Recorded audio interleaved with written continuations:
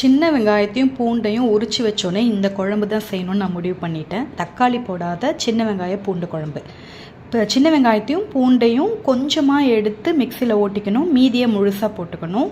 எவ்வளோ எண்ணெய் வேணுமோ அவ்வளோ ஊற்றிக்கோங்க. நல்லெண்ணெயில் செய்யணும், பட் நான் இன்றைக்கி ரீஃபைண்ட் ஆயிலில் தான் செஞ்சேன். உங்களுக்கு எவ்வளோ எண்ணெய் வேணுமோ ஃபஸ்ட்டே ஊற்றி கடுகு, ஜீரகம், வெந்தயம், உடச்ச உளுந்து, வரமிளகா தாளித்து இந்த சின்ன வெங்காயம் பூண்டு அரைச்சி வச்சுருந்தோம் இல்லையா, அதை போட்டு நல்லா கிளறிட்டு அதோட இந்த முழுசாக உள்ள சின்ன வெங்காயம் பூண்டையும் போட்டு கொஞ்சம் ஒரு 2 நிமிஷம் மூடி வச்சுருங்க. அதுக்கப்புறமா திறந்து புளி தண்ணி ஊற்றி சாம்பார் பொடி எவ்வளோ வேணுமோ போட்டு உப்பை போட்டு நல்லா கருவேப்பிலையை போட்டு கொதிக்க விட்டு நல்லா சிம்மில் வச்சு எண்ணெய் பிரிஞ்சு வரும்போது ஆஃப் பண்ணிவிடுங்க. செம்மையான குழம்பு ரெடி. இதுக்கு தக்காளி தேவையே இல்லை.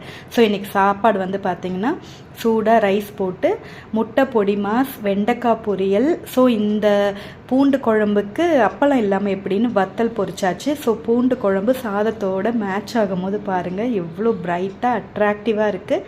சாப்பிட வேண்டியது தான்.